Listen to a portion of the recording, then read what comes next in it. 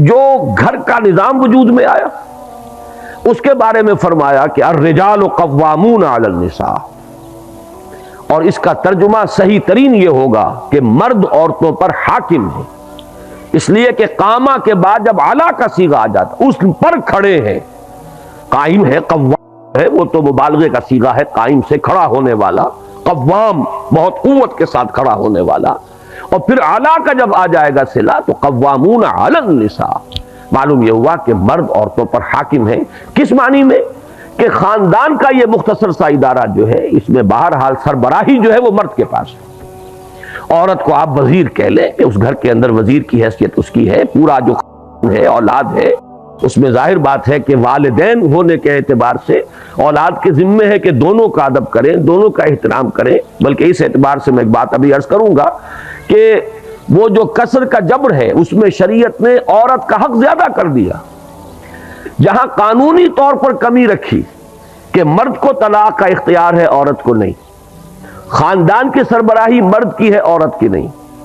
وہاں اب اس تلافی جو کی گئی ہے، اس کسر کا جبر جو کیا گیا ہے وہ اس والدین کے حقوق میں سے مثلا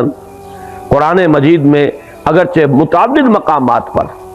4 مقامات میرے سامنے موجود ہیں اس وقت جن میں اللہ تعالیٰ کے حق کے فوراً بعد والدین کے حق کا ذکر ہے، وَقَضَىٰ رَبُّكَ أَلَّا تَعْبُدُوا إِلَّا إِيَّاهُ وَبِالْوَالِدَيْنِ إِحْسَانًا، لیکن 2 مقامات ایسے ہیں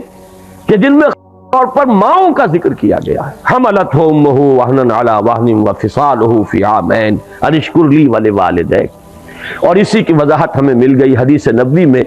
کہ حضور سے ایک صحابی نے پوچھا کہ میرے حسن سلوک کا سب سے بڑھ کر مستحق کون ہے؟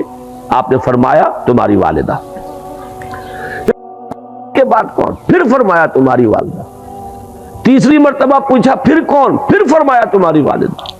چوتھی مرتبہ پوچھنے پر فرمایا کہ تمہارے والد۔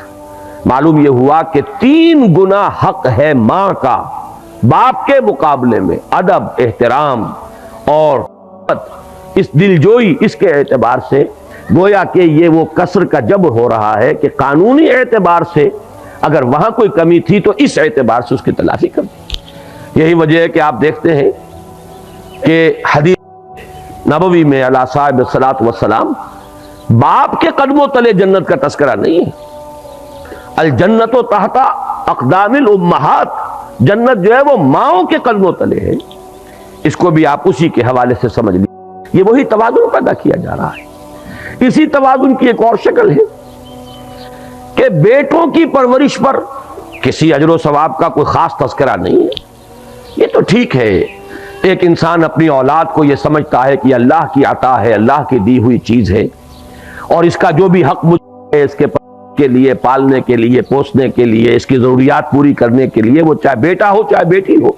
اس کے لیے وہ بھاگ دوڑ کرتا ہے یہ سمجھ کر کہ یہ اللہ کی طرف سے مجھ پر ذمہ داری عائد کی گئی ہے، تو خواہ وہ بیٹا ہو خواہ بیٹی ہو، دونوں کے اعتبار سے اجر ملے گا انسان کو۔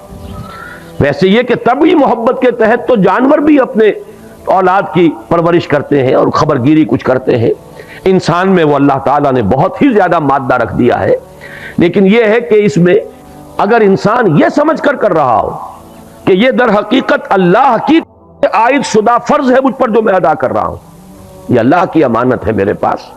یہی وجہ ہے کہ جو اولاد بچپن میں فوت ہو جاتی ہے اس کی نماز جو آپ پڑھتے ہیں، دعائے جنازہ جو اس میں مانگتے ہیں، اس میں کیا ہے؟ اللہم اجعلہ لنا فرطا واجعلہ لنا اجرا وذخرا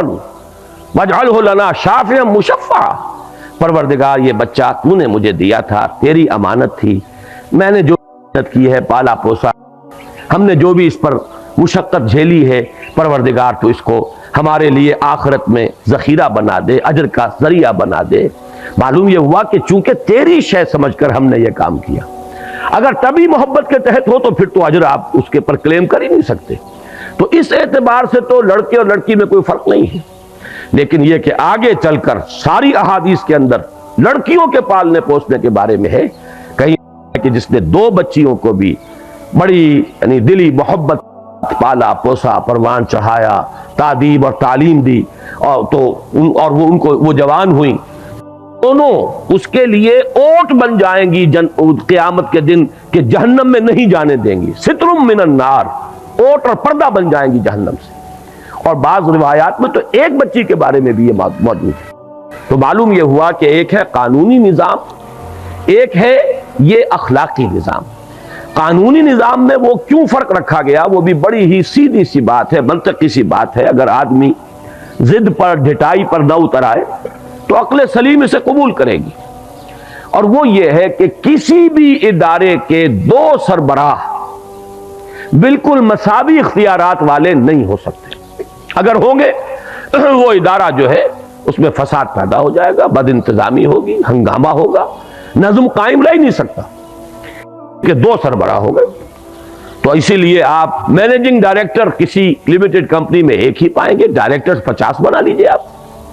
اسی طریقے سے محکمے ہیں تو ان میں ڈائریکٹر اوپر ایک ہوگا، deputy director, assistant director, joint director, جتنے چاہے بنا لیں۔ لیکن یہ پر جا کر اگر ایک سربراہ ہے، ایک کی مرضی، ایک کی ثوابدید، ایک کی جو بھی ترجیحات ہیں، اگر وہ بروئے کار نہیں آتی تو نتیجہ یہ نکلے گا کہ فساد رونما ہو جائے گا، نظم قائم نہیں رہ سکتا۔